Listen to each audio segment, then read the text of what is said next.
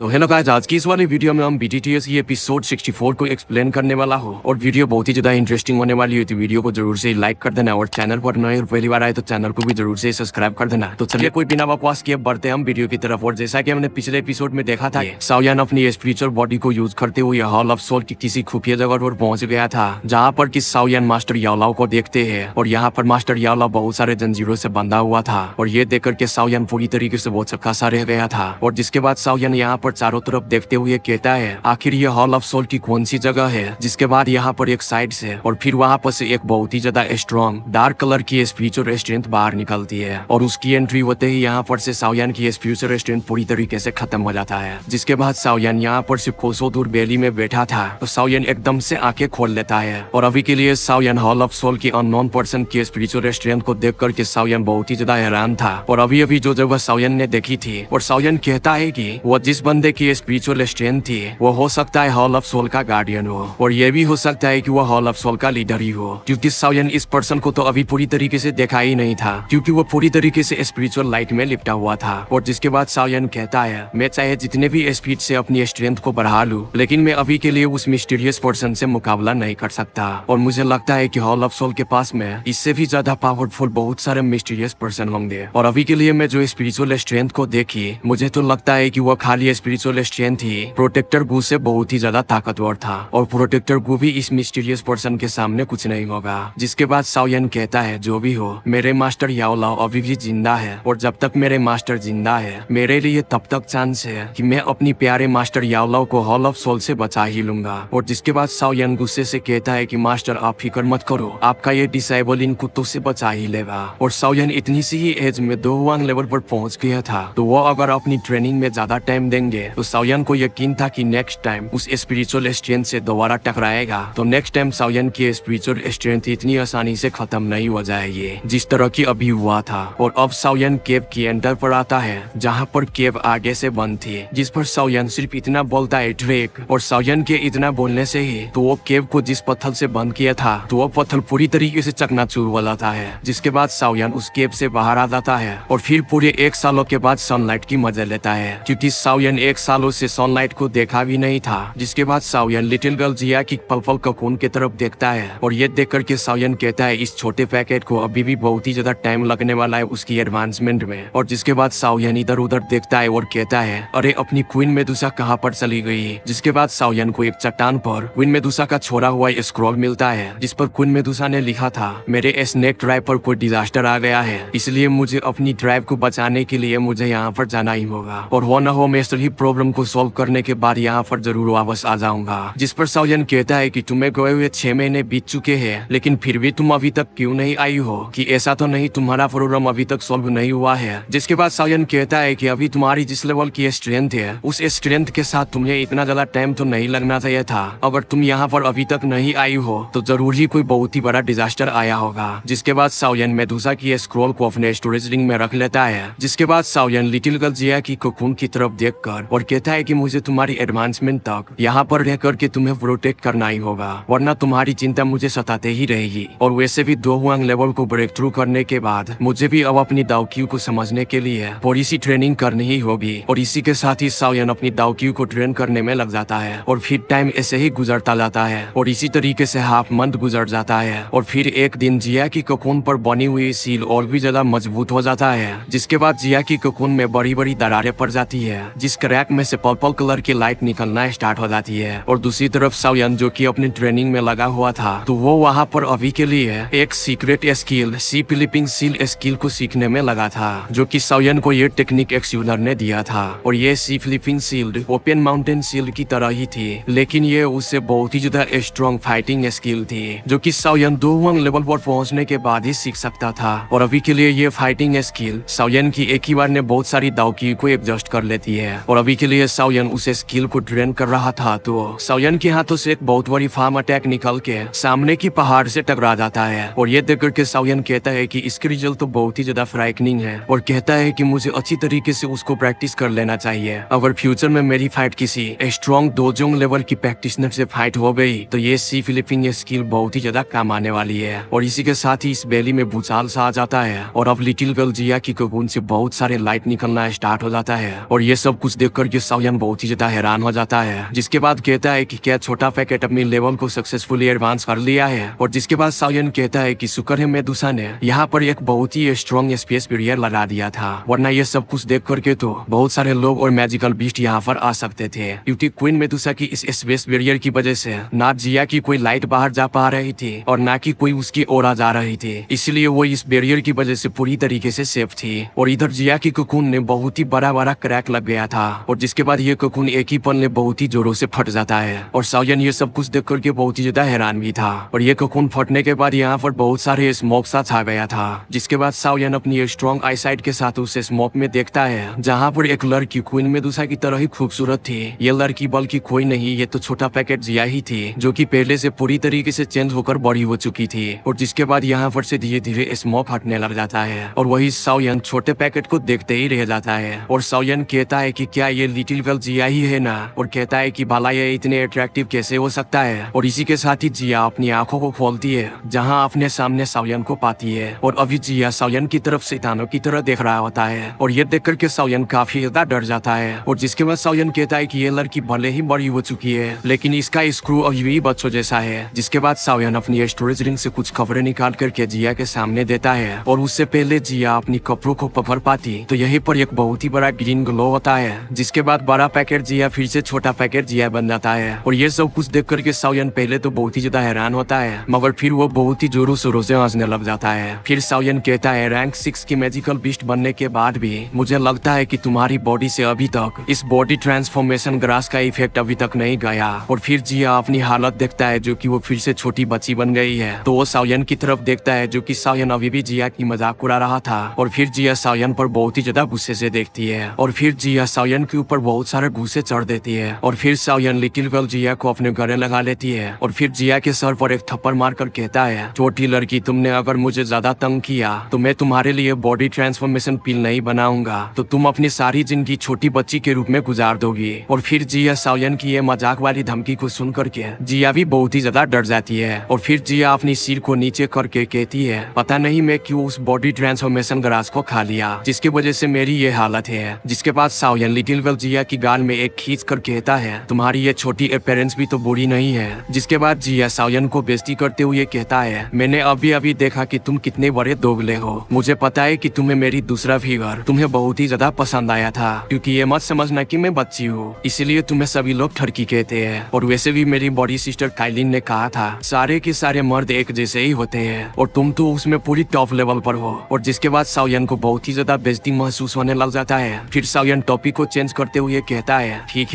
है वैसे भी तुम्हारी एडवांसमेंट कंप्लीट हो चुकी है, तो चलो हम अब चलते हैं। जिसके बाद लिटिल गर्ल जिया साउयन से मेदुसा के बारे में पूछता है, जिसके बाद साउयन मेदुसा के बारे में सारी कहानी जिया को सुना देती है। और दूसरी तरफ साउयन को भी क्वीन मेदुसा की थोड़ी मोटी कदर होने लग जाती है, क्योंकि मेदुसा ने साउयन को हमेशा ही बहुत ही ज्यादा हेल्प की थी। और साउयन की ऐसी इमोशनल वाली बातें को सुन करके लगता है कि साउयन क्वीन मेदुसा को पसंद करने लग गई है। और साउयन को ये बात की समझ कभी आ ही नहीं रही थी। और फिर साउयन जिया से कहती है कि ये स्पेस बैरियर क्वीन मेदुसा ने हम दोनों के लिए हमारी एडवांसमेंट के दौरान बाहरी खतरों से बचाने के लिए बनाया था। और अब जैसा कि हमने अपनी एडवांसमेंट को कंप्लीट कर ली है, तो तुम थोड़ी साइड हो जाओ, हमें अब इस स्पेस बैरियर को तोड़कर बाहर निकलना होगा, जो कि ये स्पेस बैरियर क्वीन मेदुसा ने अपनी पूरी स्ट्रेंथ को यूज करके बनाया था। तो साउयन को अब 2-1 लेवल को ब्रेक थ्रू कर लेने के बाद तो साउयन को ज्यादा मुश्किल नहीं होने वाला है इस बैरियर को तोड़ने में। जिसके बाद छोटा पैकेट मुंह बनाकर साउयन से कहता है तुम्हें बस हर चीज को तोड़ना ही आता है। और छोटा पैकेट ये कहते ही किसी मैजिशियन की तरह इस बैरियर के आर पार चला जाता है। और फिर ये देख करके साउयन को याद आता है कि यार मैं तो भूल ही गया था, ये लड़की तो किसी भी चीज के आर पार जा सकती है। जिसके बाद छोटा पैकेट अपना मुंह साउयन की साइड पर निकाल कर और फिर साउयन को अपना हाथ पकड़ा कर कहती है तुम मुझे फॉलो करो, मैं तुम्हें बाहर निकालता हूँ। और अब साउयन बैरियर को बिना तोड़े ही इजीली छोटा पैकेट जिया की मदद से बाहर निकल जाता है। और फिर वो सोचता है कि इस बैरियर में बहुत सारे मेडिसिनल हर्ब और रेयर मेडिकल इंग्रेडिएंट्स है, तो अच्छा है ये बैरियर इन सभी चीजों को बाहरी लोगों से बचा करके रखेगा। जिसके बाद साउयन लिटिल गर्ल जिया के साथ इस बैरियर से बाहर आ जाने के बाद कहता है हम यहाँ पर से निकल गए हैं। और वही जिया डर के मारे इधर उधर देख रही थी, और इसे डर इस बात का था कि वो सभी के सभी मैजिकल बीस्ट उसके पीछे फिर से न पड़ जाए, जहाँ पर बहुत सारे मैजिकल बीस्ट मेडिकल इंग्रेडिएंट को प्रोटेक्ट कर रहा था, जहाँ पर जाकर के क्वीन मेदुसा की हेल्प से मेडिकल इंग्रेडिएंट्स को चुरा करके खा लिया था। तब से वो सभी बीस्ट जिया के पीछे पड़ गया था। अगर आप सभी ने पिछले वाले एपिसोड देखे होंगे होंगे तो आप सभी को पता ही होगा। इसीलिए जिया को अभी भी डर लग रहा था कि वो बीस्ट आकर के फिर से उसका पीछा करने न लग जाए। इसीलिए जिया इधर उधर देख रही थी, मगर साओयन अभी लिटिल गर्ल जिया के ऊपर ध्यान नहीं दे रहा था। और फिर साओयन एक डायरेक्शन में अपनी विंग की मदद से उड़ने लग जाता है और जिया भी उसके पीछे पीछे जाने लगती है। और फिर साओयन 5 मिनट तक उड़ने के बाद अचानक से हवा में रुक जाता है। जहाँ पर लिटिल गर्ल जिया उसके पीछे पीछे आ रहा था तो साओयन से जाकर के पीछे से टकरा जाता है। जिसके बाद जिया अपने सर पर हाथ रख करके गुस्से से कहती है, आखिर तुम्हारी प्रॉब्लम क्या है? जिसके बाद साओयन कहता है कि जब से हम मैजिकल बीस्ट माउंटेन रेंज के ऊपर से उड़ रहे हैं तब से किसी भी मैजिकल बीस्ट की आवाज नहीं आई है। आखिर ऐसा क्यों है? क्योंकि मैजिकल बीस्ट माउंटेन बहुत सारे मैजिकल बीस्ट से भरा हुआ होता है। जिसके बाद जिया अपनी सूंघने की पावर को यूज करके कहती है, मुझे भी किसी बीस्ट की ओरा महसूस नहीं हुआ। और जिया कहती है कि यहाँ पर एयर में भी अजीब तरह की स्मेल है। जिसके बाद साओयन जिया से कहता है कि तुम जल्दी से अपने सांस रोक लो क्योंकि ये एयर पॉइजनस गैस से भरी पड़ी है। जिसके बाद साओयन कहता है कि आखिर यहाँ पर हुआ क्या है। और फिर साओयन कहता है कि हमें यहाँ पर से सबसे पहले किंग साउंड टाउन जाना चाहिए, हो सकते हम यहाँ पर जाकर के इस मामले का इन्फॉर्मेशन ले सकते हैं। जिसके बाद जिया साओयन से पूछती है, आखिर ये पॉइजन इसी लेडी ने तो नहीं फैलाई जिससे कि हमने पहले उस बेली में मिले थे? यानी कि जिया अभी लिटिल फेरी डॉक्टर के बारे में बात कर रही थी। जिसके बाद साओयन कहता है कि ऐसा नहीं हो सकता और ये जो पॉइजन यहाँ पर एयर में है ये बहुत ही वीक है। अगर वो पर्सन यानी कि लिटिल फेरी डॉक्टर जिससे कि हम पहले उस बेली में मिले थे तो वो अगर अपनी पॉइजन को एयर में रिलीज करे तो 500 किलोमीटर तक सारे लोग इजीली मर जाएंगे। और ये कहते ही साओयन लिटिल गर्ल जिया के साथ उस टाउन में चला जाता है। और जब साओयन किंग साउंड टाउन में जाता है तो वहाँ पर कोई भी उसे नहीं दिखता क्योंकि यहाँ पर की सभी लोग दरवाजे बंद करके अपने घर में छुपे हुए थे। और वही दूसरी तरफ किंग साउंड टाउन के लोगों को काले कपड़े पहने हुए लोग दिखते हैं। और ये देख करके किंग साउंड टाउन की लोग कहता है, ये सभी के सभी तो पॉइजन को यूज करने वाले लोग हैं। आखिर ये लोग जामा एम्पायर में इतने आगे तक कैसे आ गए? क्या बॉर्डर पर हमारे यंग अलायंस के लोग और इम्पेरियल फैमिली के लोग नहीं थे? जिसके बाद यहाँ पर एक बंदा उसको रोक करके कहता है, क्या तुम पागल हो? इस बार जामा एम्पायर पर 3 बड़े परिवार के लोग मिलकर अटैक किया है और यंग अलायंस कितना भी स्ट्रॉन्ग क्यों न हो, इनके पास भी एक्सपोर्ट की लिमिट है। वो भला कैसे हर जगह की बॉर्डर को प्रोटेक्ट कर सकते हैं? और इसी वजह से तीनों लोगों की एम्पायर को यहाँ किंग साउंड टाउन तक आने का मौका मिल चुका है। जिसके बाद दूसरा बंदा कहता है कि अब हम क्या करेंगे? इनमें से तो एक लेवल 4 का पॉइजनस मास्टर भी है जो कि 2 1 क्लास का वॉरियर है। जिसके बाद उसके साथ खड़ा हुआ लड़का कहता है कि अरे यार, हमारे किंग साउंड टाउन में तो बस येन चेन ही सबसे स्ट्रॉन्ग है जो कि दाउलिंग के 8 स्टार पर है और बाकी के लोग दादोसी और दोसी लेवल पर है। और देखा जाए तो ये लेवल 4 का पॉइजनस मास्टर हमारे लोगों को पॉइजन के थ्रू बहुत इजीली मार सकता है। और फिर वो बंदा साफ साफ कहता है, बात जो भी हो हम इससे हर हाल में लड़ेंगे। जिसके बाद वही एक और बंदा उसको समझाते हुए कहता है, आखिर वो पॉइजन मास्टर यही तो चाहता है कि हम अपनी अपनी दरवाजे खोल दे क्योंकि एक पॉइजन मास्टर कई लोगों के ग्रुप के साथ इजीली फाइट कर सकता है। और वही हम दूसरी तरफ ब्लड मेशनरी की लीडर यंग चेन और उसके साथ अंकल कागिंग और उनकी बेटी लिंगर और उसके अंकल भी उसके साइड में खड़े थे। और अभी के लिए वो सभी के सभी पॉइजनस पर्सन को ही देख रहे थे। और जहाँ पर ब्लड मेशनरी ग्रुप और किंग साउंड टाउन के लोग चारों तरफ से घेरा हुआ था। जिसके बाद लिंगर अपने अंकल से पूछती है, अंकल अब हम क्या करेंगे? क्योंकि हमें यूं इस दीवार के उस पार इस तरीके से बैठे रहने से कुछ भी नहीं मिलेगा। और मैंने तो हाल ही में सुना है जामा एम्पायर के बहुत सारे टाउन में बहुत सारे लोगों को मार दी है और इन सभी के पॉइजनस मेथड भी बहुत ही ज्यादा डरावने हैं। जिस पर लिंगर के अंकल कहते हैं, बस इस जगह को अपनी जान की परवाह किए बगैर इन सभी पॉइजनस मास्टर से बचाना होगा। और फिर यंग चेंग कहता है, आज की टाइम में ये दीवार यहाँ पर है जो कि हमने मैजिकल बीस्ट माउंटेन के मैजिकल बीस्ट से बचाने के लिए बनाई थी। इसी वाल की वजह से वो पॉइजनस मास्टर रुके हुए हैं, वरना वो किंग साउंड टाउन तो कब का खत्म हो चुका होता। और ये जगह जामा एम्पायर का मिडिल पॉइंट है, हमें बस इन लोगों को रोक करके रखना चाहिए और जरूर यंग अलायंस से कोई न कोई आकर के हमें बचा ही लेगा। जिस पर लिंगर कहती है, यंग अलायंस की एक्सपोर्ट तो इस टाइम 3 बड़े एम्पायर से फाइट करने में बिजी होंगे और अब यंग अलायंस के पास कौन सा एक्सपोर्ट बचा होगा जो कि यहाँ पर हमें बचाने आए। और इसी के साथ ही यहाँ पर एक और पर्सन अपेयर होता है और जिसके बाद वो पर्सन सभी से कहता है, अब तुम सभी लोगों के पास 10 मिनट है, तुम सभी 10 मिनट के अंदर सभी के सभी डोर्स खोल दो या फिर तुम सभी की बेवकूफी की वजह से यहाँ पर मैं पॉइजनस गैस छोड़ करके सभी लोगों को खत्म कर दूंगा। लेकिन यहाँ पर कोई भी आंसर नहीं करता है और ना ही ये सभी लोग डोर ओपन करते हैं। और जैसे ही 10 मिनट अब पूरे हो जाते हैं तो वो पर्सन एयर में पॉइजन को छोड़ने लग जाता है। और जिसके बाद यंग चेन सभी से कहता है, तुम सभी अपनी अपनी बॉडी को दावकी से कवर कर लो और फिर अपनी सांस भी रोक लो। और फिर सभी लोग ऐसा ही करते हैं। और वही पॉइजन मास्टर को पता चल चुका था कि ये सभी क्या करने की कोशिश कर रहा है। और जिस पर पॉइजन मास्टर कहता है कि अच्छा, तुम लोग मेरे ग्रीन स्नेक पॉइजन को इस तरीके से अपनी बॉडी में जाने से रोकोगे जिसके बाद वो पॉइजन मास्टर बाकी सभी को इशारा करते हैं और वो सभी मिलकर के किसी टेक्निक को यूज करने लग जाता है और फिर वहाँ पर बहुत ही तेज हवा चलता है जिसकी वजह से वो पॉइजन पूरी तरीके से वो हवा में फैल जाता है और जिसके बाद किंगसन टाउन के लोग बहुत सारे बेहोश हो जाता है और फिर यंग चेंग अंकल काकिंग से कहता है तो फिर चलो अब हम उन बुतों से लड़ेंगे और इस तरीके के डर कर बैठने से अच्छा है किसी साहसी की तरह लड़कर मर जाएंगे। और वहीं पर वो पॉइजन मास्टर बहुत सारे लोगों को मार भी देते हैं और फिर वो पॉइजन मास्टर एक और पॉइजन की लेयर को छोड़ देता है मगर उससे पहले वो पॉइजन की लेयर को छोड़ता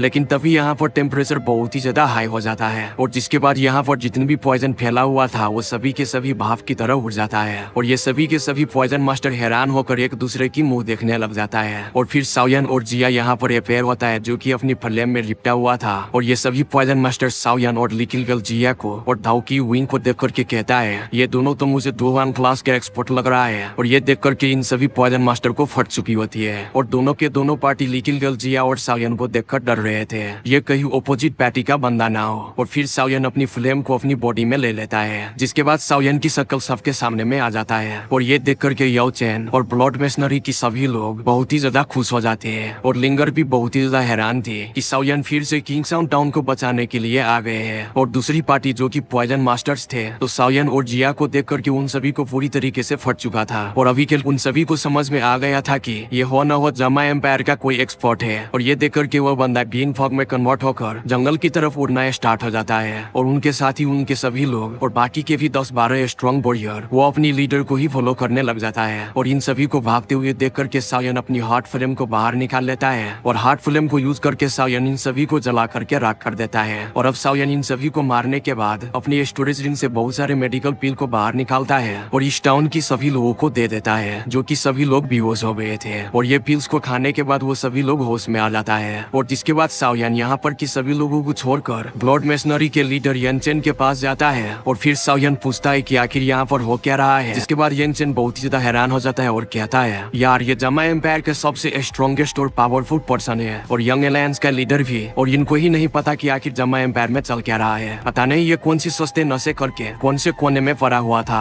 आखिर लीडर को ही नहीं पता कि आखिर यहाँ पर चल क्या रहा है। और जिसके बाद साओयन येनचेन की फेस की एक्सप्रेशन देखकर समझ जाता है कि आखिर ये सोच क्या रहा है। जिसके बाद साओयन येनचेन से बताता है दरअसल मैं अपनी लेवल को ब्रेक थ्रू करने के लिए डीप रिट्रीट में था इसलिए मुझे जामा एम्पायर का किसी भी सिचुएशन का पता नहीं है आखिर कौन सी मुसीबत एम्पायर पर आई हुई है। जिस पर येनचेन कहता है कि मुझे यकीन ही नहीं हो रहा लीडर साओयन आप पूरे 1 साल से रिट्रीट में थे और पूरे इन 1 सालों में जामा एम्पायर का हालात बहुत ही ज्यादा खराब हो चुका है। जिसके बाद साओयन येनचेन से पूछता है ये जो लोग थे जो कि सभी के सभी पॉइजनस मास्टर थे और इतने सारे पॉइजनस मास्टर जामा एम्पायर में कैसे एक साथ अपेयर हो गए हैं। जिस पर येनचेन कहता है कि ये सभी के सभी पॉइजनस मास्टर चुयुन एम्पायर से थे। लीडर साओयन जब आप पहली बार ब्लड बैटल मेशनरी को आपने हिकलैंड से बचाया था और इन सभी से बचाने के बाद आप भी डिसअपेयर हो गए थे और तभी कुछ दिनों के बाद जामा एम्पायर की बॉर्डर और चुयुन एम्पायर की बॉर्डर पर फाइट स्टार्ट हो गई थी और इस फाइट में दोनों एम्पायर की लोग एक दूसरे से कभी जीत जाती थी तो कभी हार जाती थी और फिर एक दिन बहुत सारे पॉइजनस मास्टर बॉर्डर पर अपेयर हो गए थे और ये सभी को देख करके जामा एम्पायर की आर्मी को बॉर्डर पर से पीछे हटना पड़ा। मगर फिर जामा एम्पायर की इंपेरियल फैमिली एक बात से बहुत ज्यादा गुस्से में आ गई थी कि चुयुन एम्पायर की एक बहुत ही बड़ा फैक्शन जिसका नाम पॉइजन सेट है तो वो जामा एम्पायर के खिलाफ चुयुन एम्पायर के साथ ने वार में पार्टिसिपेट करने जा रही थी। और फिर ये नाम सुनकर के साओयन भी कहता है आखिर ये सेट कहाँ से चुयुन एम्पायर में अपेयर हो गया है। जिस पर येनचेन बताता है कि ये पॉइजन सेट नाम की फैक्शन हाल ही में चुयुन एम्पायर में बनी थी और इस फैक्शन ने पूरे 5 सालों में सभी की छोटी बड़ी फैक्शन को चुयुन एम्पायर से पूरी तरीके से खत्म कर दिया और अभी के लिए पॉइजन सेट चुयुन एम्पायर की ओवरलोड फैक्शन बनी पड़ी है। और मेरे सुनने में तो ये भी आया है चुयुन एम्पायर की जो की रॉयल फैमिली है वो भी पॉइजन सेट के कंट्रोल में है और लोग वहाँ की रॉयल फैमिली को छोड़कर अपनी बातें पॉइजन सेट की लीडर से करते हैं। जिस पर साओयन पूछता है कि पॉइजन सेट की लीडर की एक्चुअल में स्ट्रेंथ क्या है और वो कितना ज्यादा पावरफुल है। जिस पर येनचेन साओयन से बताता है कि पॉइजन सेट की लीडर दोजोन लेवल का एंसेस्टर है और फिर वो साओयन को बताता है कि जब के वक्त पॉइजन सेट में इस वार में पार्टिसिपेट किया था तब के वक्त यंग एलायंस जामा एम्पायर में स्ट्रॉन्गेस्ट फैक्शन होने के नाते उस पॉइजन सेट के साथ फाइट में कूद पड़े थे और 6 महीने पहले जब की वक्त दोनों बड़ी फैक्शन के दौरान वार स्टार्ट हुई थी तो वो पॉइजन सेट का मिस्टीरियस सेट लीडर तो उस फाइट के दौरान अपेयर हुआ था जो कि वो दोजोन लेवल का एंसेस्टर था। तो उसको रोकने के लिए हमारे यांगमेंग से आइस एम्परर और इंपेरियर फैमिली की जिया जिंगेटियर और उनके मैजिकल बीस्ट जो कि तीनों के तीनों दो हुआंग लेवल की प्रैक्टिशनर थे तो वो तीनों पॉइजन सेट की लीडर से हार गए थे। और ये सब कुछ सुनकर के साओयन बहुत ही ज्यादा हैरान था और ये पॉइजन सेट का लीडर तो वाकई में बहुत ही ज्यादा स्ट्रॉन्ग है, जो कि आइस एम्परर जिया जिंगेटियन और वो मैजिकल बीस्ट तीनों को एक साथ हरा दिया। और जिस पर साओ यांगचेंग को और भी चीजें बताने को कहता है। और जब आइस एम्परर जिया जिंगेटियन और वो मैजिकल बीस्ट तीनों उस दोजोन एंसेस्टर से हार गए थे तो उन तीनों के लाइफ खतरे में आ गए थे। लेकिन तभी यहाँ पर स्नेक ट्राइब की क्वीन मेदुसा अपेयर हो गई थी, जो कि वहाँ पर आकर वो तीनों को पॉइजन सेट की लीडर से बचा लेती है। और फिर क्वीन मेदुसा और उस पॉइजन सेट की लीडर के साथ बहुत ही खतरनाक लेवल की फाइट स्टार्ट हो गई थी, जो कि उस फाइट का कोई भी नतीजा नहीं निकला था, जिसकी वजह से पॉइजन सेट का लीडर फाइट छोड़कर चली गई थी या फिर चला गया था। अब कहीं जाकर के यंग अलायंस की लोगों की जान बच पाई थी। और फिर क्वीन मेदुसा की हेल्प से उसके बाद यंग अलायंस अपनी पैरों पर खड़ा हो पाया था। और फिर ये स्नेक पीपल रेड से हाथ मिलाने के बाद यंग अलायंस पॉइजन सेट को अभी तक टक्कर दे पा रहा है, जिस पर साओयन बहुत ही ज्यादा हैरान होकर पूछता है वाकई में क्या स्नेक पीपल रेस ने हमारी हेल्प की, क्योंकि चाहे क्वीन मेदुसा स्नेक ट्राइब की क्वीन ही क्यों ना हो, मगर स्नेक ट्राइब के लोग ह्यूमन से बहुत ही ज्यादा नफरत करते थे। और फिर साओयन कहता है ऐसा तो नहीं, उनके साथ कुछ ऐसा हुआ है जिस पर स्नेक ट्राइब के लोग जामा एम्पायर को हेल्प करने पर मजबूर हो गया हो। जिस पर यांगचेंग बताता है कि हाँ ऐसा ही है, दरअसल च्यूइन एम्पायर ने सबसे पहले स्नेक पीपल रेज और उनके ट्राइब पर हमला किया था और इसके वजह से स्नेक पीपल रेज के बहुत सारे लोग मारे गए थे। अगर क्वीन मेदुसा अपनी ट्राइब में सही टाइम पर अपेयर ना हुई होती तो अभी तक स्नेक पीपल रेस का खात्मा हो चुका होता। जिस पर साओयन फौरन कहता है तो अच्छा, क्वीन मेदुसा जिस प्रॉब्लम की वजह से उस वैली से गई थी जो कि ये था। जिसके बाद यांगचेंग बताता है कि फिर जामा एम्पायर में एक मीटिंग हुई थी जिसमें सभी की लोग और क्वीन मेदुसा भी थी, और उनमें से सभी की लोग और क्वीन मेदुसा और इनके स्नेक पीपल रेज के लोग भी थे, वो इस बात पर एग्री होते हैं जैसा कि सभी के दुश्मन च्यूइन एम्पायर है तो क्यों न हम सभी लोग हाथ मिला ले। और इसके लिए इंपीरियल फैमिली की जिया जिंगेटियन ने स्नेक पीपल रेज और क्वीन मेदुसा को इस फाइट पर जीत को हासिल करने के बाद जिया जिंगेटियन स्नेक पीपल रेज की लोगों को गामा एम्पायर में एक जमीन का हिस्सा देने का वादा किया, जहाँ पर स्नेक ट्राइब की लोग अच्छे से फले फूलेंगे। और फिर साओयन सोचता है कि स्नेक पीपल रेस के पास काफी सारी एक्सपर्ट्स है और मुझे अपनी यंग अलायंस पर काफी ज्यादा मान भी है। और फिर साओयन यूनजेन से पूछते हैं कि तो इस यूनियन से तो च्यूइन एम्पायर को काफी ज्यादा नुकसान हुआ होगा और च्यूइन एम्पायर तो हार भी गया होगा। जिस पर यांगचेंग बताता है कि अगर मामला ऐसे ही चलते तो वैसा ही होता, मगर तभी च्यूइन एम्पायर ने गामा एम्पायर के साथ दो और बड़े एम्पायर को अपने साथ हाथ मिला लिया और जिससे च्यूइन एम्पायर की पावर और भी ज्यादा बढ़ गई थी। जिसके बाद यंग अलायंस पर काफी ज्यादा प्रेशर भी आ गया था। जिस पर साओयन सोचता है कि दो एम्पायर्स कहीं लुओयान एम्पायर और मुलान एम्पायर तो नहीं, जो कि जामा एम्पायर की बगल में ही है। जिस पर यांगचेंग बताता है कि हाँ, और फिर बताते हैं कि इन बड़े एम्पायर्स की अपनी अपनी बड़े फैक्शंस है जो कि जामा एम्पायर से कम पावरफुल नहीं, और उनकी दोनों फैक्शन का नाम गोल्ड जी सेट और मुलान बेली है। और ये सब कुछ साओयन बहुत ही ध्यान से सुन रहा था। और फिर यांगचेंग और भी बताता है गोल्ड जी सेट यंग दुआ एम्पायर की स्ट्रॉन्ग फैक्शन है, जिनका की लीडर यंग गुआ टियान है, वो भी एक इनिशियल स्टेज का दोजोन लेवल का एंसेस्टर है। और मुलान बेली मुलान एम्पायर की फैक्शन है, जिसके पास दोजोन लेवल का एक्सपर्ट तो मौजूद नहीं, लेकिन उनके पास एक यूनिक की मेथड है जिनका नाम 3-20 स्किल है। और उस सेट में 3 बड़े बड़े एल्डर्स है जो कि ये की मेथड को तीनों प्रैक्टिस करते हैं, जो कि वो तीनों दोवांग लेवल की पिक के वॉरियर है। और जब के टाइम वो तीनों 3-20 स्किल को एक साथ यूज करते हैं तो किसी भी दोजोंग मास्टर की आसानी से टक्कर दे पाते हैं। इसीलिए मुलान बेली भी जामा एम्पायर से कम नहीं। और ये सब कुछ सुनकर के साओयन बहुत ही ज्यादा गुस्से में आ जाता है और कहते हैं अगर ये सब सच है तो जामा एम्पायर और मेरा यंग अलायंस वाकई में खतरे में है, क्योंकि अभी के लिए हमारा मुकाबला 3 इलाइट दोजोंग लेवल की एंसेस्टर से है। और अभी के लिए अगर यहाँ पर मेदुसा भी आ जाए तो इन तीनों का अकेली कुछ नहीं बिगाड़ पाएगी। और फिर साओयन कहता है कि मुझे यकीन नहीं हो रहा मेरी 1 साल की गैर मौजूदगी में जामा एम्पायर में इतना ज्यादा सीरियस मामला आ जाएगा। और इसके बाद यांगचेंग बताता है कि तीनों एम्पायर्स के लिए वैसे भी जामा एम्पायर को मिलकर खत्म करना कोई मुश्किल काम नहीं था। दरअसल बात यह है कि इन तीनों एम्पायर्स के लोगों को एक दूसरे पर यकीन ही नहीं था और इन सभी को लगता है कि जब उनकी फाइट जामा एम्पायर से स्टार्ट हो जाएगी तब कहीं एक आपस में ही एक दूसरे को धोखा ना दे दे। इसलिए वो तीनों एम्पायर्स का एक दूसरे पर बिलीव ना होने की वजह से तो इन तीनों ने फैसला किया कि ऐसा ही होगा। जिसके बाद यांगचेंग कहता है young alliance snake people race के लोग और जामा एम्पायर को खत्म कर देंगे और अभी के लिए हम सब जैसा कि जामा एम्पायर की बासी है, हम नहीं चाहते कि हमारी कंट्री यूं तबाह हो जाए। और अभी के लिए हमारी आखिरी उम्मीद चीफ साओ, यंग अलायंस और स्नेक पीपल रेस के लोग ही है जो कि हमें इन तीनों की एम्पायर से बचाएंगे। जिसके बाद साओयन यांगचेंग को झपकी देकर कहते हैं तुम फिक्र मत करो, यंग अलायंस तबाह नहीं होगा।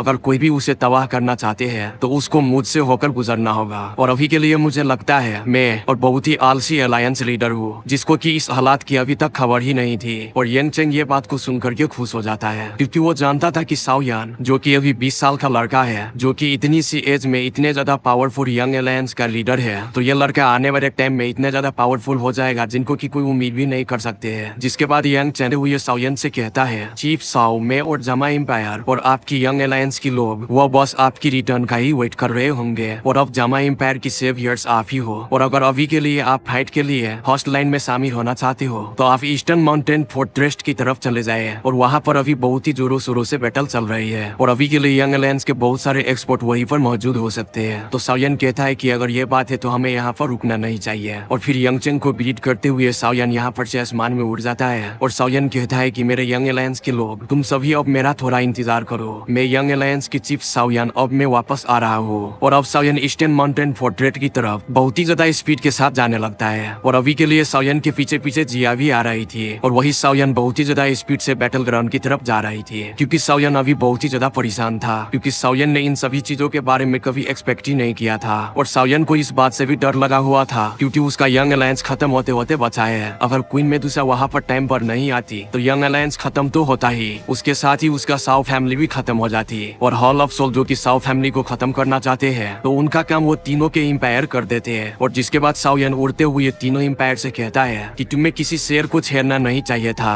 अगर तुम शेर की किसी कमजोर जगह को छेड़ोगे तो तुम मारे जाओगे, और मेरी रिवर्स स्किल साओ फैमिली है, अगर कोई भी मेरे फैमिली को छेड़ेगा तो उसे 100 गुना ज्यादा गिनकर बदला लूंगा। और साओयान को इतने ज्यादा गुस्सा देख करके जिया भी कुछ नहीं बोलता है, लेकिन तभी अचानक साओयान एक जगह पर 3 लोगों की ओरा को फील करता है, और इनमें से 2 लोग जिनका ओरा साओयान को 100 हुआ था, जो कि वो दोनों ही तीसरे पर्सन के पीछे पड़े हुए थे। और फिर साओयान यहाँ पर रुककर अपने स्ट्रेचुअल स्ट्रेंथ को यूज करके इन तीनों की एक्सपर्ट को देखते हैं, जिनमें से एक स्नेक ट्राइब की एक्सपर्ट थी, जो कि दोवांग क्लास की वॉरियर थी, और उनके पीछे जो 2 दोवांग क्लास की वॉरियर थे, जो कि वो दोनों ही दुश्मन ट्राइब की एक्सपर्ट्स थे। और फिर साओयान ये देख करके हैरान था, वो स्नेक गर्ल जिनको कि साओयान बहुत ही अच्छी तरीके से जानता था, जिन्होंने साओयान को एक बार बहुत ही ज्यादा धोया था, और फिर यूनियन ने आकर के साओयान को उससे बचाया था। और जैसा कि स्नेक पीपुल के लोग जामा एम्पायर के दोस्त थे, और ये लड़की क्वीन मेडुसा की सब कोऑर्डिनेट थी, तो साओयान को उससे उसको बचाना ही था। और फिर साओयान उसको बचाने के लिए उसके तरफ बहुत ही तेजी से जाने लगता है। और इधर ये स्नेक गर्ल जिनका की नाम यूमी था, जो कि बहुत ही ज्यादा सीरियसली इंजर्ड थी, और थोड़ी ही दूरी पर उनके सामने वो दोनों एक्सपर्ट्स थे, जिनको की यूमी गुस्से से कहती है, एक बार बस में ठीक हो जाओ, मैं तुम दोनों की बॉडी से मांस नोच कर अपने प्यारे बच्चों को खिला दूंगी। और फिर वो दोनों ही एक्सपर्ट यूमी पर और भी ज्यादा अटैक करते हैं, जिसके बाद यूमी बहुत ही पीछे धकेला जाता है, और ये देख करके यूमी यहाँ पर से फिर से भागने लगती है। और अभी के लिए यूमी लिंगियान सिटी की गार्डियन बनी हुई थी, और अब लिंगियान सिटी तो पूरी तरीके से तबाह हो चुका था, और तीनों एम्पायर के एक्सपर्ट यहाँ पर एंटर भी हो चुके थे। और पिछले कुछ दिनों की स्टार्ट हुई फाइट में यूमी दोवांग की 7 स्टार पर होने के बावजूद भी बहुत सारे एक्सपर्ट्स को पीछे धकेल पा रही थी, और अभी के लिए उसकी बहुत ही ज्यादा किस्मत खराब थी, क्योंकि तीनों के तीनों बड़े एम्पायर्स ने 3 दोवांग क्लास की एक्सपर्ट्स को भेज दिया था, जिनको मिलाकर इन तीनों की स्ट्रेंथ दोवांग की 1 स्टार पर थी। और लिंगियान सिटी को बचाने और उस सिटी के लोगों को बचाने के खातिर यूमी यहाँ पर से भागने लगती है, ताकि वो तीनों एक्सपर्ट्स की ध्यान भटका सके, ताकि वो सिटी के लोगों को टाइम मिल सके और अपनी जानें बचा सके। और अभी के लिए तीनों की तीनों एक्सपर्ट बहुत ही ज्यादा गुस्से में थे। और फिर यहाँ पर एक एक्सपर्ट सिटी में रुक जाता है, और दोनों के दोनों एक्सपर्ट यूमी के पीछे लग जाता है, क्योंकि वो सभी लोग यूमी को अभी तक नहीं पकड़ पाए थे। और इनमें से एक बंदा कहता है कि बस ये लड़की मेरे एक बार हाथ आ जाए, जिसके बाद मैं उस लड़की को बहुत ही ज्यादा तड़पाऊंगा। जो देख करके दूसरा बंदा कहता है, हमारे गुयन एम्पायर में स्नेक पीपल रेस के लड़कियों पर मार्केट में काफी ज्यादा बोलियां लगते हैं, और इनकी बहुत ही ज्यादा डिमांड होती है, और ये लड़की तो आम लड़की से बहुत ही ज्यादा खूबसूरत है। जिसके बाद पहला बंदा कहता है, तो फिर हमें उसको अपने हाथ से जाने देना नहीं चाहिए। और जिसके बाद यूमी एडजस्ट होकर नीचे गिर जाती है, और जिसके बाद वो दोनों एक्सपर्ट उसका रास्ता रोक करके उसको पकड़ने के लिए आगे बढ़ने लगते हैं। और उसके साथ ही उनमें से एक बंदा कहता है, और अब मैं तुम्हें अपना दासी बनाकर तुम्हारा मजा चखूंगा। जिसके बाद दूसरा बंदा कहता है कि उसको छोड़ो, हमें उससे पहले उसकी दावकी को तबाह करना होगा। जिसके साथ ही वो दोनों मिलकर यूमी पर अटैक करने लगता है, लेकिन फिर यूमी अपनी आखिरी दावकी को यूज करके अपने आप को उस अटैक से बचा लेती है। लेकिन अभी के लिए वो पूरी तरीके से एडजस्ट हो चुकी थी, और यूमी के मुंह में एक जहर था, जिसको लेने से उन दोनों की कुत्तों से कम मरने से पहले इमिल्यूट होने से बची जाएगी। लेकिन तभी आसमान में बादलों की गरजने की आवाज आती है, और फिर यूमी के सामने अचानक से एक ब्लैक फिगर अपेयर हो जाती है, और यूमी से पूछता है कि क्या तुम ठीक हो। और ये ब्लैक फिगर को देख करके ये दोनों की एक्सपर्ट पीछे हट जाता है, और यूमी साओयान को देखने के बाद यूमी को लगता है कि साओयान से वो पहले भी मिल चुका है। और फिर यूमी गिरते पड़ते साओयान से पूछता है कि क्या तुम जामा एम्पायर से हो। और जिस पर साओयान कहता है कि हाँ मैं जामा एम्पायर से ही हूँ। और जब यूमी को पता चलता है कि वो जामा एम्पायर से है तो यूमी एक सुख का सांस लेती है। जिसके बाद साओयन यूमी को अपने स्टोरेज रिंग से एक कोच मेडिसिनल पिल देता है ताकि यूमी अपने इंजरी से रिकवर हो सके। जिसके बाद यूमी इस पिल्स को खाने के बाद साओयन को थैंक्स कहता है और फिर वो साओयन को बताती है कि मैं यूमी हूँ और मैं स्नेक पीपुल रेस्क्यू ट्राइब से हूँ। और जिसके बाद साओयन वो दो बंदों की तरफ देखता है जिस पर यूमी साओयन को बताती है आपको केयरफुल होना चाहिए क्योंकि वो दोनों दोवांग लेवल की जीजेस सेट की एक्सपर्ट है। जिस पर साओयन कहता है कि अच्छा ये गोल्ड जीजेस सेट की एक्सपर्ट है। जिसके बाद वो दोनों बंदे साओयन को ग्रीट करते हुए कहता है फ्रेंड तुम जो कोई भी हो बस तुम इस मामले से दूर रहो वरना तुम्हें यहीं पर मरना होगा। और इन सालों को पता ही नहीं है कि ये किससे बात कर रहा है। वो जिसको मारने की धमकी दे रहा है वो उसका दादा के दादा परदादा है और इन दोनों को पता ही नहीं है कि उसका अब गार भी फटने वाला है। और वो दोनों के दोनों लोग साओयन से डर भी रहे थे क्योंकि साओयन को दो हुआंग की लेवल पर होने की वजह से तो ये दोनों साओयन की स्ट्रेंथ को देख नहीं पा रहे थे। तो ये दोनों को साओयन एक काफी मिस्टीरियस पर्सन लग रहा था। जिसके बाद साओयन उन दोनों की बातों का कोई भी आंसर नहीं करता और बस उनकी बातों पर हंस देते हैं। और साओयन को इस तरह से हंसते हुए देख कर उनमें से एक बंदा जिसका नाम जिन जेन था तो वो लड़का कहता है अच्छा इसका मतलब ये है कि जामा एम्पायर के लोग बहुत ही ज्यादा दयालु है और फिर तुम ब्लेम मत करना कि मैं तुम्हारे साथ अच्छा नहीं किया। और फिर वो लड़का अपने साथी को बोलता है हम दोनों को मिलकर के उस लड़के को किल कर देना चाहिए। और आप सभी को मैं एक और बात बता दूं कि इन दोनों बंदे का सामना जामा एम्पायर में से आइस एम्परर जैसे किसी तगड़े एक्सपर्ट से सामना नहीं पड़ा था। इसलिए वो दोनों समझ रहे थे कि जामा एम्पायर की एक्सपर्ट्स इतना ज्यादा पावरफुल नहीं होंगे। और फिर वो दोनों ही बंदे अपनी दावकी को बाहर निकाल लेते हैं और अभी के लिए वो दोनों के आसपास गोल्डन ब्लेड घूम रहे थे। और ये देख करके यूमी साओयन से कहती है कि इनमें से तुम एक को संभालो और दूसरे को मैं संभालता हूँ। लेकिन साओयन उनको पीछे रुकने का बोल देता है और कहते हैं कि इन दोनों को तुम मुझ पर ही छोड़ दो। और ये देख करके यूमी बहुत ही ज्यादा हैरान थी और वो साओयन से कहती है कि तुम्हें अभी ये स्टाइल मारने की कोई भी जरूरत नहीं है। और अभी यूमी को भी कहा पता था कि ये लड़का आखिर है कौन। अगर साओयन के बारे में उसको पता होता तो वो कुछ बोलता ही नहीं। और तभी दूसरी तरफ से वो दोनों बंदे साओयन और यूमी से कहते हैं आखिर किसे परवाह है कि ये लड़का हवा में ही बातें छोड़ रहा है कि उस लड़के में कुछ खास भी है। और फिर वो दोनों बंदा कहता है कि आज हम फिर से एक और स्ट्रॉन्ग पर्सन की सिर को धड़ से अलग करने वाले हैं और फिर उसका नाम भी हमारी उस लिस्ट के नामों में शामिल हो जाएगा जिसने काफी सारे लोगों के सर धड़ से अलग किए हैं। और इसके साथ ही जिंग जेन अपनी किसी गोल्डन वेपन को बाहर निकाल लेता है और अपने साथी के साथ साओयन के ऊपर अटैक करने के लिए आगे बढ़ते हैं। और ये देख करके यूमी साओयन को वार्न करती है ये वेपन बहुत ही ज्यादा ट्रिकी है तुम्हें इससे केयरफुल रहना होगा। मगर साओयन इस पर कुछ भी नहीं बोलता। और ये सुनकर के जिंग जैंग कहता है कि ये लड़की लगता है कि तुम हमारे सीक्रेट वेपन का काफी ज्यादा नॉलेज है मगर अफसोस तुम दोनों फिर भी आज मरने वाले हो। और उसके साथ ही वो दोनों बंदा एक आगे से और एक पीछे से साओयन और यूमी पर एक साथ अटैक कर देते हैं। और ये देख करके साओयन स्माइल करके सोचता है अगर मेरे सामने दो हुआंग लेवल के दो बंदे भी आ जाए तो उनको भी मैं एक चुटकी में मार दूं तो फिर ये दो दोवांग क्लास की वॉरियर मेरे सामने क्या चीज है। अब वो दोनों के लोग उससे पहले साओयन और यूमी पर अपने गोल्डन जिजरिंग से अटैक कर पाते तभी साओयन यूमी को पकड़कर अपने पीछे कर देता है। और फिर साओयन बस इतना बोलता है फायर रिंग एक्सप्लोजन जिससे वो गोल्डन जीजेस रिंग जो कि साओयन की तरफ आ रही थी तो वो फायर रिंग में कन्वर्ट हो जाती है और फिर वापस जाकर के वो दोनों बंदे से टकरा लाता है जिससे कि वो दोनों कोसों दूर जाकर के गिरता है और वो दोनों के दोनों खून का उल्टिया करने लगते हैं। और वो दोनों साओयन की ये अटैक को देख करके बहुत ही ज्यादा हैरान थे क्योंकि साओयन के एक ही अटैक में उन दोनों का गार फट चुका था। और वो दोनों डर के मारे एक ही बात कहते हैं कि दो हुआंग। और इन दोनों को अभी पता चला था ये 20 साल का यंग लड़का इतनी सी उम्र में दो हुआंग लेवल पर पहुंच गया है। और इन दोनों के लिए बहुत ही ज्यादा शॉकिंग था और ये दोनों को अब पूरी तरीके से फट गया था और फिर कुत्तों की तरह यहाँ पर से जान बचा करके भागने लगते हैं। और फिर यूमी साओयन से कहता है कि इन कुत्तों को भागने मत देना। और फिर यूमी अगले ही पल में बहुत ही ज्यादा हैरान हो गई थी क्योंकि यूमी अपनी जुबान से एक शब्द बोला ही था उससे पहले साओयन यहाँ पर से गायब हो गया था। और फिर यूमी अपने मुंह पर हाथ रख लेती है और कहती इस लड़के की स्पीड तो हमारी क्वीन मेदुसा की बराबर की है। और अब इधर उतनी ही देर में उसे आसमान से वो दोनों बंदे की लाश नीचे गिरती हुई नजर आती है। और फिर साओयन यहाँ पर अफेयर होकर उन दोनों की लाश को ठुमका मारकर और कहते हैं कि ये दोनों बहुत ही जल्द मर गए। और यूमी इन दोनों की लाश को देखकर हैरान होकर साओयन की तरफ देखती है और वो सोचती है कि यार ये दोनों के दोनों बंदे अलग अलग डायरेक्शन में भागे थे और इस लड़के ने जरा सी भी देरी नहीं की और पलक झपकते ही किल कर दिया। और वो सोचती है कि मुझे ये यंग अलायंस की दो हुआंग लेवल का एक्सपर्ट लग रहा है और मुझे ये यंग अलायंस की किसी भी दो हुआंग एक्सपर्ट से ज्यादा स्ट्रॉन्ग लग रहा है। और ये सब कुछ सोच करके यूमी साओयन से पूछती है मिस्टर क्या आपका मैं नाम जान सकती हूँ। और ये सुनकर के साओयन हल्की सी स्माइल करके कहता है कि कमांडर यूमी आप क्या उस हरामी लड़के को भूल गई है जिसने कि कुछ सालों पहले गलती से डेजर्ट में आकर क्वीन मेदुसा को एक डेजर्ट के पूल में नहाते हुए देख लिया था, तो आप मुझे मारने के लिए 100 से ज्यादा किलोमीटर तक पीछा भी किया था। और ये सुनकर के यूमी को सब कुछ पूरी तरीके से याद आ गया था और फिर कहती है कि अच्छा ये लड़के तुम हो। जिस पर सायन कहता है कि कुछ तो तुम्हें याद आया ही होगा। और ये सुनकर के यूमी का रंग फीका पड़ जाता है और फिर वो सोचती है कि मैंने कभी सोचा भी नहीं था कि